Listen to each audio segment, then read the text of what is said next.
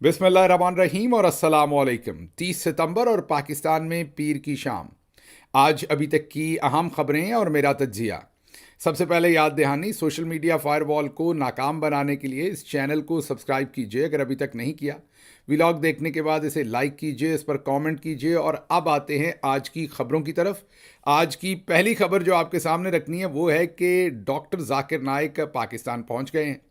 आपको पता है कि पूरी दुनिया में उनकी जो वजह शोहरत है वो उनका जो इल्म है कुरान के बारे में, और उनकी वीडियोस हैं, और उनका अपना टेलीविज़न है पीस टीवी, और फिर उन्होंने लाखों लोगों को मुसलमान किया है। और जैसा मैंने आपको बताया कि उनकी जो मेन वजह शोहरत है वो वीडियोस हैं। वीडियो पैगाम के थ्रू जो बड़े बड़े इज्तिमा हुए, वहाँ पर लोगों ने उनसे सवालात किए और उन्होंने लाइव जवाब दिए। तो हमेशा से हम उन्हें टेलीविज़न पर देखते हैं, वीडियो पर देखते हैं, और वो एक बहुत ही बड़े, आप मुहक्किक के तौर पर कहिए, कुरान के प्रीचर के तौर पर कहिए, उनकी यही शनाख्त है। अब जब वो पाकिस्तान आ रहे थे, इतनी बड़ी पर्सनैलिटी, तो हमारे चौधरी साहब ने कहा कि उसको मैच करने के लिए हमारी तरफ से भी वैसी ही कोई पर्सनैलिटी जानी चाहिए।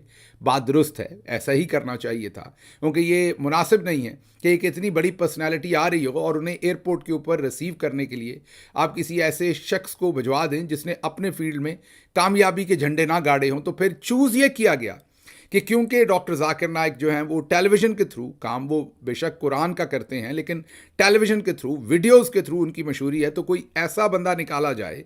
पूरी जो चौधरी साहब की रजीम है, चौधरी निज़ामुद्दीन साहब की, जिसमें नून भी है, पीपल्स पार्टी भी है, चौधरी साहब के अपने जो मीडिया शीडिया के लोग जैसे मोहसिन नकवी वगैरह और बहुत सारे काकड़ शाकड़, ये तमाम लोगों में एक मीटिंग हुई। पूरी छानबीन करने के बाद एक बंदे को मुंतखब किया गया कि जनाब इनकी मशहूरी वीडियोस के अंदर है। ये हम पल्ला हैं डॉक्टर जाकिर नाइक के। हम पल्ला ज़ाहिर है, हर एक का अपना अपना काम होता है, अपनी अपनी वजह शोहरत होती है, अपनी अपनी फील्ड होती है। जाहिर है इनकी फील्ड डॉक्टर जाकिर नाइक वाली नहीं है, लेकिन कम से कम वीडियोस में ये उतने ही पॉपुलर हैं। तो कुर्रा निकला जनाब राणा मशहूद साहब के नाम। अब आप परेशान होंगे कि राणा मशहूद साहब तो कोई कुरानी तालीम या दीनी तालीम, इसमें तो उनकी वजह शोहरत नहीं है। मैंने पहले आपको ये कहा था कि वजह शोहरत ढूंढनी थी वीडियोस, मीडिया, जिसके अंदर किसी बंदे की रीच इतनी ज़्यादा हो। तो मिलियंस के अंदर राणा मशहूद साहब की भी वीडियोस देखी गई। वीडियो स्क्रीन पर आपको दिखा रहे हैं, इसमें गुफ्तगू भी मौजूद है, वो नहीं सुनवा सकेंगे, वक्त कम होता है। इस वीडियो में मुबैना तौर पर राणा मशहूद साहब शहबाज शरीफ के लिए भत्ता कहें, रिश्वत कहें, मुबैना तौर पर ये रिसीव कर रहे हैं। देने वालों ने बाद में केसेस किए नहीं किए, वो सब कुछ भी चलता रहा आपके सामने। लेकिन कहने की बात यह है कि जो मीडिया के ऊपर खबरें आई थी, जो कुछ हुआ था उसमें यही था कि ये एक रिश्वत लेने की मीटिंग है मुबैना तौर पर। रिपोर्टेडली उस टाइम मीडिया ने सब कुछ ये रखा था और इसमें पैसे लिए जा रहे हैं। और वीडियो के अंदर जो आवाज़ है उसमें ये कहा जा रहा है कि आपका ये काम भी शहबाज शरीफ साहब से करवा देंगे, वो काम भी करवा देंगे, और वहाँ पर पैसे रिसीव किए गए। और कहा यह जा रहा है कि वो पैसे देने वालों ने ये जानबूझ के रिकॉर्डिंग की थी कि अगर बाद में ये काम ना करें तो पब्लिक को दिखा सकें। फिर हो सकता है काम ना किया हो तो उन्होंने ये वीडियो लीक कर दी हो। बहरहाल मुख्तसर बात यह है कि बहुत ही ज़बरदस्त, चौधरी साहब के पास बंदे भी ज़बरदस्त हैं, चॉइस भी ज़बरदस्त है, और फिर चौधरी साहब पिक करके जो बंदा भेजते हैं वो भी ज़बरदस्त है। अब आपके जहन में होगा कि ये तो बहुत ही कंट्रोवर्शियल किस्म की पर्सनैलिटी भेज दी, और अगर जाकिर नाइक साहब ने पूछ लिया कि यार ये आपने मेरे साथ क्या किया, तो फिर वही जवाब जो मारूफ सहाफ़ी जाहिद हुसैन साहब ने चंद दिन पहले बताया था। याद कीजिए, उन्होंने जनरल बाजवा के साथ अपनी एक मीटिंग के बारे में डॉन में लिखा था चंद दिन पहले कि जनरल बाजवा ने उन्हें खुद बताया कि शहबाज शरीफ के बेटे मनी लॉन्ड्रिंग में मुलव्वस थे, ओपन एंड शट केस था। जब मैंने शहबाज शरीफ से पूछा तो उसने कहा माफ़ कर दें, बच्चों से गलती हो गई। तो यही जाकिर नाइक साहब से कहा जाएगा कि राणा साहब से गलती हो गई थी। राणा साहब बंदे ऐसे नहीं है। बहरहाल लाजवाब किस्म का बंदा ढूंढा है जनाब।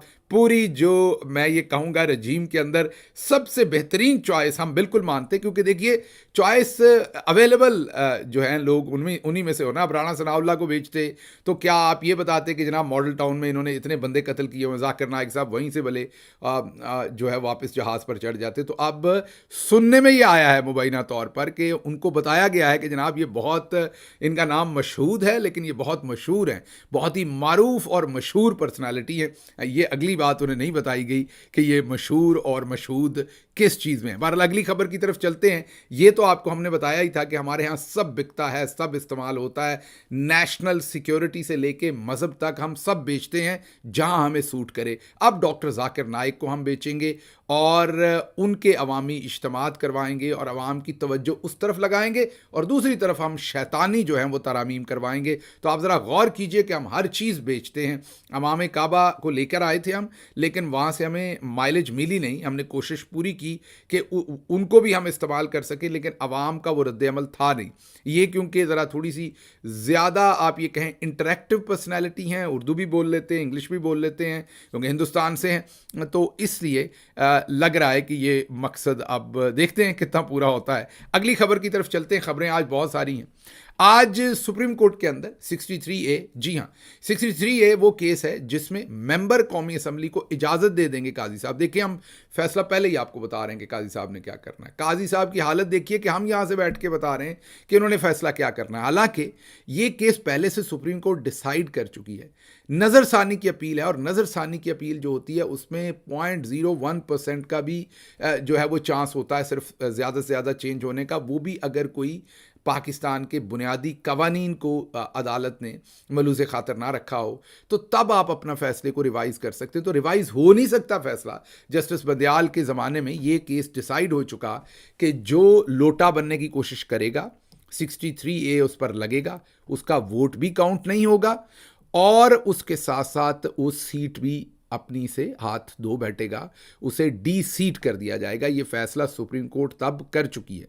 अब काजी साहब के सामने लगी नज़रसानी केस, उसमें जस्टिस मुनीब अख्तर साहब को इसलिए डालना पड़ा क्योंकि वो शायद ही वाहिद जज या एक आध कोई और जज होंगे जो उस वक्त इस बेंच में बैठे होंगे। जस्टिस बंदयाल रिटायर्ड हो गए और जाहिर है जस्टिस इजाजुल एहसन रिज़ाइन कर गए, तो अब जस्टिस मुनीब अख्तर साहब को इसमें रखना जो है वो उनकी मजबूरी थी। तो जस्टिस मुनीब अख्तर ने बहुत ही कमाल का काम किया। उन्होंने काजी साहब के साथ मैं यही कहूँगा कि प्रैंक कर दिया। काजी साहब सोच ये रहे थे कि जस्टिस मुनीब अख्तर को क्योंकि कमेटी से निकाल दिया, वो जो प्रैक्टिस एंड प्रोसीजर वाली कमेटी है जिसने बैठ के बेंच बनाने थे, तो अब इस बेंच में डाला है तो वो गुस्सा करके बेंच में बैठने से इनकार करेंगे। क्योंकि बेंच में उनको डालना मैंने पहले भी बताया इसलिए ज़रूरी कि वो शायद उन 1 या 2 जजेस में से हैं जिन्होंने पहले ओरिजिनल केस सुना था, तो काजी साहब उनको इग्नोर तो कर नहीं सकते थे, डालना तो पड़ना था।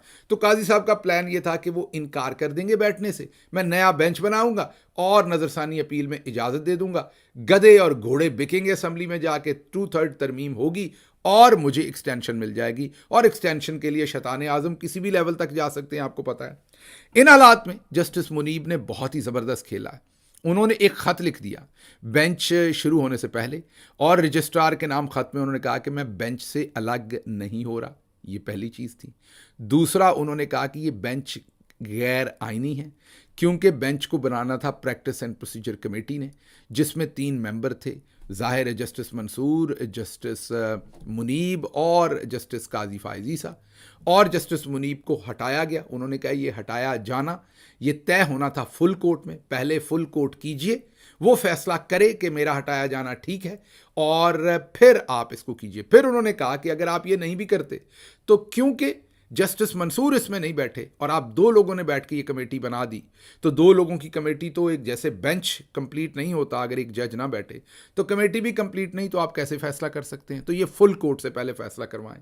फुल कोर्ट फैसला करेगी तो फिर इस बेंच के आईनी होने या ना होने के ऊपर जो है वो क्लैरिटी आएगी और फिर मैं इस पर बैठूंगा। दूसरी बात, उन्होंने कहा कि एडहॉक जज मीन रिटायरमेंट के बाद जो मियाँ खेल साहब को लाया गया था, तभी आपको बताया था ये 2 जजेस क्यों लाए गए हैं, ये ऐसे ही मुकदमात को निपटाने के लिए लाए गए थे। उनको उन्होंने कहा कि आर्टिकल 182 शायद उसकी खिलाफ वर्जी है, इसमें नहीं बिठाया जा सकता था, आप उनको बिठा रहे हैं। ये जस्टिस मुनीब अख्तर साहब ने दूसरा एतराज़ किया और उन्होंने कहा कि मैं बेंच से अलग नहीं हो रहा। ये है वो स्मार्ट मूव उनकी, क्योंकि अलग हो जाते तो काजी साहब का काम ही आसान हो जाता। उन्होंने कहा मैं बेंच से अलग नहीं हो रहा, लेकिन पहले मेरे इन सवालों का जवाब दें, आप कैसे। और फिर उन्होंने कहा कि आप खुद कैसे बैठ गए इस बेंच में, आप इसके सरबराह के तौर पर कैसे बैठ गए, आप तो नज़रसानी में नहीं थे, तो आपने अपने आप को क्यों पिक कर लिया। क्योंकि याद कीजिए उस ज़माने में काजी साहब ने ये कहा था कि जब तक प्रैक्टिस एंड प्रोसीजर, उस टाइम भी प्रैक्टिस एंड प्रोसीजर का रौला था, जब तक उसका फैसला नहीं हो जाता, तमाम बनने वाले बेंच गैर आईनी है, इसलिए मैं किसी बेंच में नहीं बैठूंगा और मैं चैम्बर वर्क करूंगा। आज काजी साहब कह रहे थे कि इस केस को सुना जाना ज़रूरी है, हम कल ही सुनेंगे। हम यहाँ तनख्वाह केसेस सुनने और फैसले करने की लेते हैं, तो तब आप किस चीज़ की तनख्वाह लेते थे जब आप चैम्बर में महीनों बैठे रहे थे और कोई केस नहीं सुना था। बहरहाल काजी साहब बुरी तरह से आज मुनीब साहब ने एक्सपोज किया, लेकिन काजी साहब ने डबल डाउन किया। काजी साहब ने कहा इससे भी बड़ा काम करूंगा। उन्होंने ये किया कि केस सुना, हालांकि केस नहीं सुन सकते थे। 5 मेंबर्स बेंच, 1 मेंबर नहीं है। अदालती कवानीन, अदालती असूलों के मुताबिक उन्होंने अगले दिन की तारीख देनी थी और मुनीब अख्तर साहब का फैसला करना था कि उनके बारे में क्या करना है। लेकिन उन्होंने आज बेंच कंडक्ट किया, जो सुप्रीम कोर्ट की तारीख में शायद पहली बार हुआ होगा, और उस कंडक्ट के बाद उन्होंने एक फैसला भी जारी किया। और उस फैसले में इंटरेस्टिंगली जस्टिस मुनीब अख्तर को बेंच के ऊपर बैठे हुए प्रेजेंट दिखाया गया। जी हाँ, ये आज पूरी दुनिया ने अपनी आंखों से देखा कि जस्टिस मुनीब की कुर्सी खाली थी। वो ख़त लिख चुके थे रजिस्ट्रार को। काजी साहब ने पहले उस ख़त को रिकॉर्ड का हिस्सा बनाने से इनकार किया, उसके बाद खाली कुर्सी के ऊपर प्रेजेंट लगाई और एक फैसला भी जारी किया। बेंच ने हियरिंग भी की, फैसला भी जारी किया और उस फैसले को कहा कि जस्टिस मुनीब के सामने रखें, अगर वो कल बैठना चाहते हैं तो ठीक है, वरना मैं नया बेंच बनाऊंगा। जस्टिस मुनीब के सामने जब वो फैसला गया तो उन्होंने यही सवालात उठा दिए और एक और नया ख़त काजी को लिख दिया और अब मुकम्मल तौर पर काजी साहब को तकरीबन उन्होंने अदालती तौर पर बरहना कर दिया।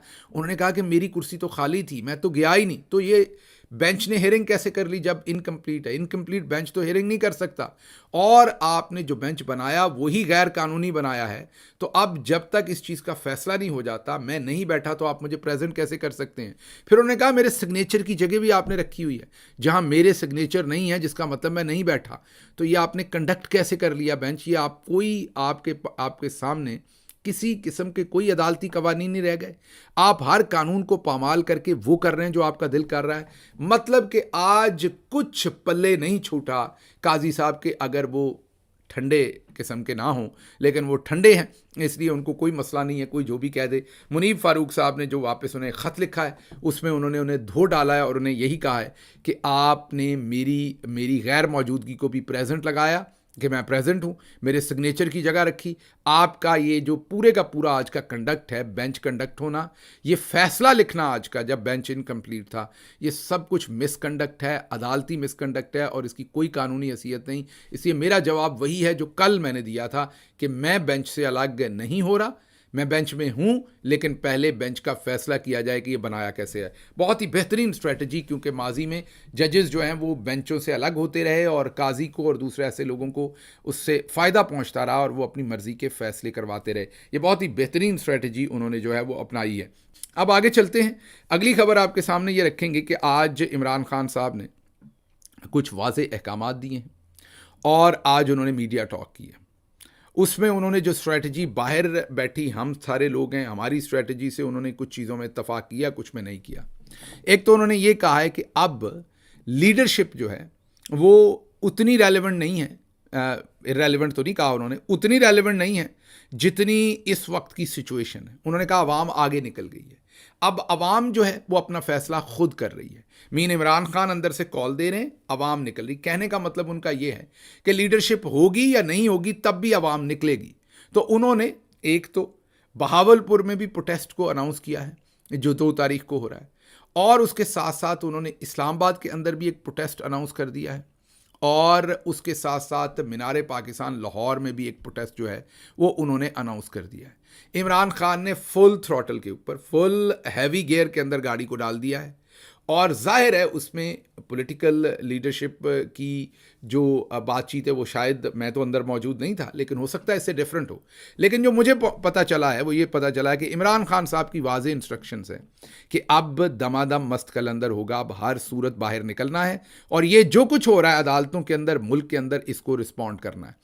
वो किसी किस्म के लैतोलाल सुनने के मूड में नहीं है। उन्होंने अली अमीन गंडापुर साहब को भी ये कहा है कि उन्होंने डी चौक हर सूरत पहुंचना है, जो इस्लामाबाद के अंदर उन्होंने प्रोटेस्ट की कॉल दी है।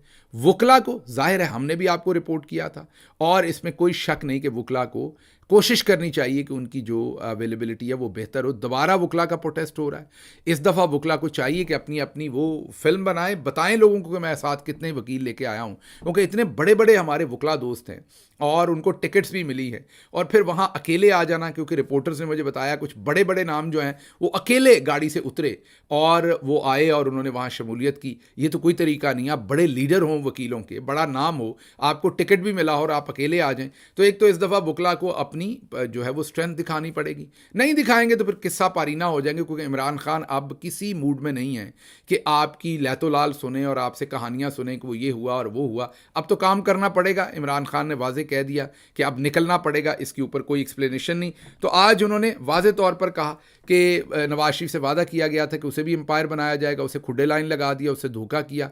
अब वो बेचारा 12वां खिलाड़ी बन गया, अंपायर कोई खुद और बन गया है।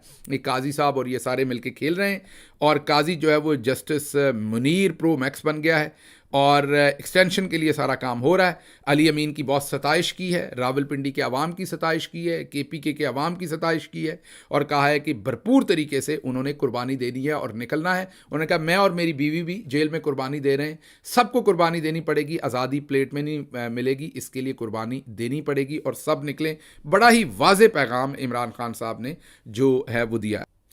अच्छा जी, अगली खबर, हमने आपको पिछले व्लॉग में खबर दी थी जनरल आसिफ गफूर साहब की रिटायरमेंट की, क्योंकि तमाम जो पब्लिक रिकॉर्ड है और जो डिफरेंट सहाफ़ियों ने ट्वीट किए और डिफरेंट जगहों पर खबर आई, वो यही थी कि वो 29 सितंबर को वो रिटायर्ड हो रहे हैं। क्योंकि पब्लिक रिकॉर्ड, मैं दोबारा कह रहा हूँ, अब मिलिट्री का रिकॉर्ड तो हमारी एक्सेस नहीं होती, जो पब्लिक रिकॉर्ड तमाम लोगों का, जैसे अभी से हमें पता है कि जनरल आसिम मुनीर साहब की रिटायरमेंट की डेट क्या है, क्योंकि वो पब्लिक रिकॉर्ड में मौजूद है, ऑनलाइन अगर आप गूगल करेंगे तो मौजूद है, हम आपको दिखा भी रहे हैं। उसी की बेस पे सहाफ़ियों ने और हमने आपको ये खबर दी कि उनका आखिरी दिन जो है वो 29 सितंबर है। अब हमें पता चला है कि नहीं, उनके अभी चंद दिन बाकी हैं, वो अभी रिटायर्ड नहीं हुए। ज़ाहिर है तज्जिया तो हमारा वही रहेगा जब भी वो रिटायर होंगे, 5 दिन बाद या 10 दिन पहले हमने जो तज्जिया किया था। अब ये नहीं पता कि उन्हें ये एक्सटेंड किया गया पीरियड या पब्लिक रिकॉर्ड ख़राब है जो हमें अवेलेबल है, क्योंकि फ़ौज के अंदर से तो अभी तक किसी किस्म की इंफॉर्मेशन ये नहीं है कि एग्जैक्ट रिकॉर्ड कौन सा है जिसके ऊपर वो रिटायर्ड हो रहे हैं। जो पब्लिक रिकॉर्ड मौजूद है, अगर वो गलत है तो उसे करेक्ट करना चाहिए था,